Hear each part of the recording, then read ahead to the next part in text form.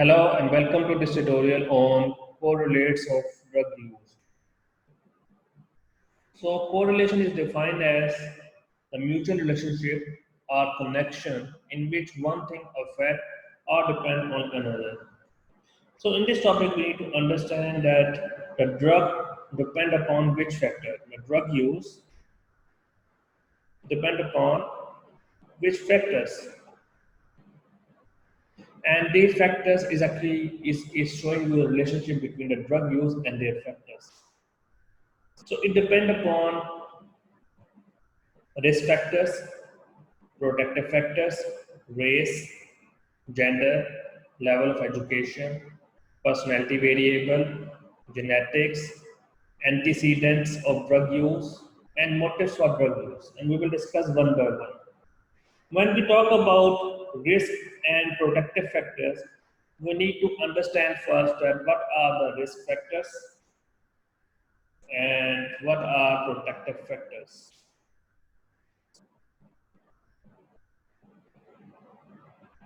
Risk factors are correlated with the high use of the drug. So we can say that if we talk about some population that are at high risk, it means they are at high risk of taking more and more drug, are more involved in drug abuse or misuse, or we can explain. Whereas in protective factors, the population will be at low rate of drug misuse or drug use. Then we have to understand that the risk factor depend upon which other factors. So it depend upon where we see the risk factors, and when we see it depend upon positive attitude,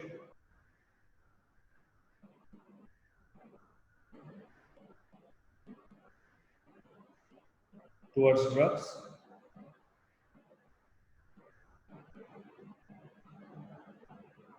or antisocial behavior,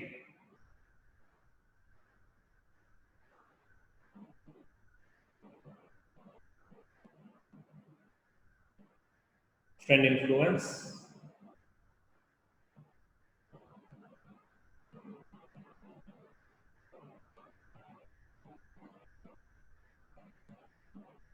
high prevalence of drug use in certain area,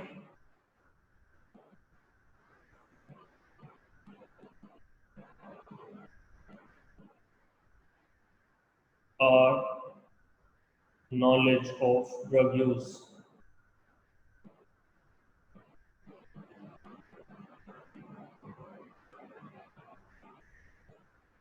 So in fact, a person or society as at high risk if they have positive attitude toward drug use, or they have person have antisocial behavior, or the person having influence under the friends because their friends are using, or that certain area has high risk of prevalence, or the knowing of the knowledge of a drug use. They all are known as the risk factors that can increase the use of the drug. When we talk about protective factors,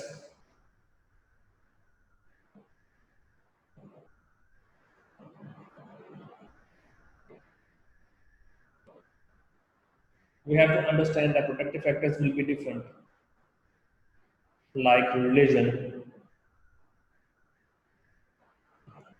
or legal or financial sections,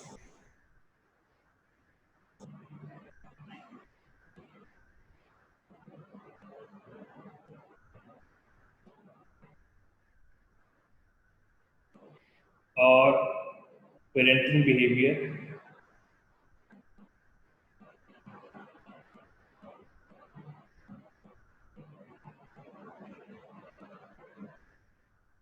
or their academic achievements or academic commitment.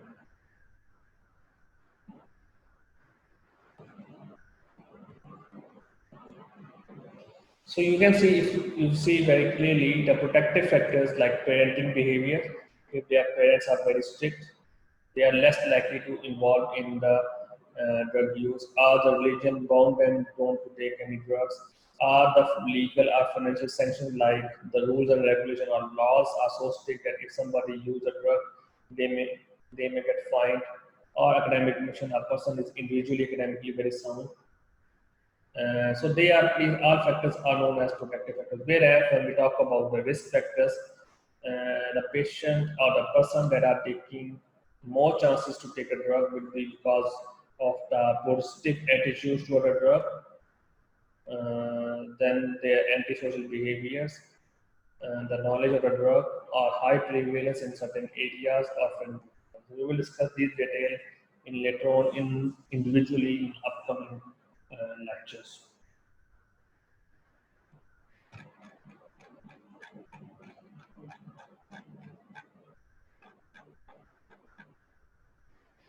Then the debate, does smoking marijuana cause tuberculosis? I already uploaded this question on the Moodle. You can give this answer. Versus or it's kids who are getting lower grades anyways who are more likely to smoke marijuana. When we talk about race, gender, and level education, this table will help you to understand very clearly. If you see the use of the alcohol and compare the genders like male and female, it will be more prevalent in males as compared to the females. Then, when we see the use of the alcohol and we compare with the high school graduates with compared to the college graduates, it will be high among the college graduates as compared to the high school graduates. When we talk about the race like white, African American, Hispanic, American Indian, Asians, we found that the use of drug will be high among the white community. So this showing you the trend that the drug use could vary in depending upon the demographic data like the race, gender, and the level of education. When we talk about the personality variables, there are different personality or different characters present in the society, and the personality of that individual also influence the person to take that drug. For example, the drug use will be more likely to those individuals that are impulsive in nature, we call it impulsive personality or impulsive behavior, or they have compulsive behavior, or they have antisocial behavior. How can we define impulsive behavior, compulsive behavior, and antisocial behavior? We discuss one by one. When we talk about the impulsive behavior, the use of a drug is high if a person is impulsive. It is defined as the impulsive behavior or action is defined as poorly conceived or premature express, unduly risk or inappropriate in a situation that often result in undesirable condition. For example, uh, if a person do gambling or they are violent in nature. So these gambling or violent behavior are part of the impulsive behavior. So they more likely to take the drugs. When we talk about the compulsive behavior, it is defined as performing an act persistently or repeatedly without necessarily leading to actual reward or pleasure. Compulsive behavior is defined as performing an act persistently and repetitively without it necessary. Compulsive behavior is defined as a performing of act persistently and repeatedly without getting any actual reward or pleasure. For example, washing hands. Some adults are likely to wash their hands again and again because they think that the virus or bacteria are everywhere, and then they keep consistently washing their hands. This is another kind of behavior that some adults have. Or another example I give you: let's switch on and switch off the lights, are checking their mobile phone again and again. So the doing something again and again is showing you the behavior known as compulsive behavior. We will discuss these all in later on. Then we have antisocial behavior that covers a wide range of unacceptable activities that can cause and harm to an individual, to their community, or their environment, like vandalism, graffiti, fly posting, street drinking. They are all as antisocial behaviors, and they are also leading to the drug use. If you saw these pictures, that a child is doing the activities, or let's discuss, if you see impulsive buying is a very common example. You don't know why you buying these all stuff, and this is a behavior, and this all leads to the behavior which is known as impulsive behavior, and then they are more likely to use the drugs. Then the next page is showing you the over cleanliness or washing your hand again and again, showing you an example of compulsive behavior.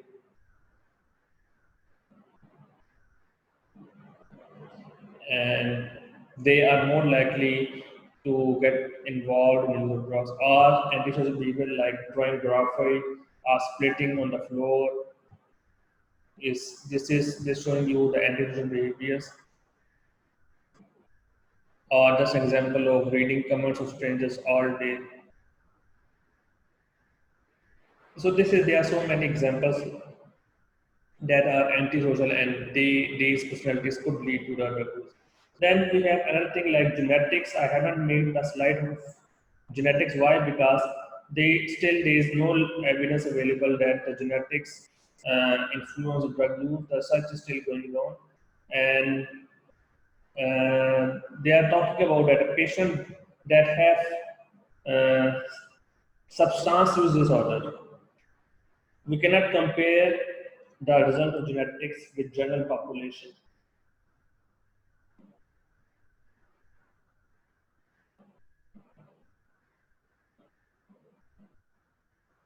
because the general population may take drug maybe once in their life.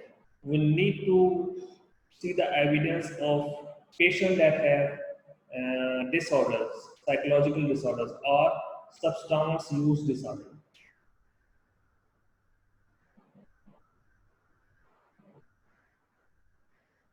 So what are substance use disorder? I already tell you, the substance use could be the drug, or could be any non-drug substance like glue, and that the patient is taking the drugs and or non-drug substances more frequently. So we need to see the genetics of these patients individually to see whether the genetics have any evidence or any role uh, in using these drugs or drugs. There is no evidence right now is available, so I don't put the slide of the genetics. Then we have antecedents of drug use. Antecedents is defined as, we can say that, social background. In simple terms, what is antecedents? It is mean the social background of that person.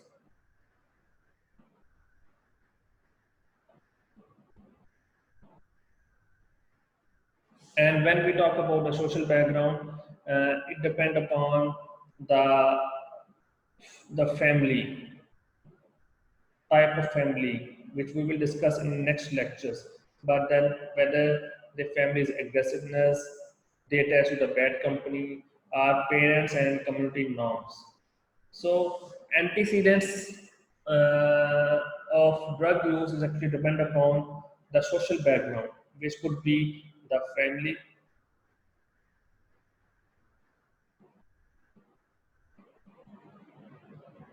or could be community norms,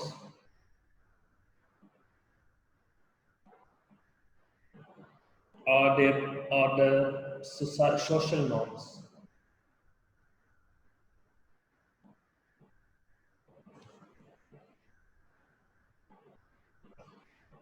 One such study conducted in Finland found that the initiation of substance use or heavy alcohol use can be predicted by several of the risk factors that we already discussed. So it means the antecedents of drug use also depend upon the risk factors that we discussed in the previous slide.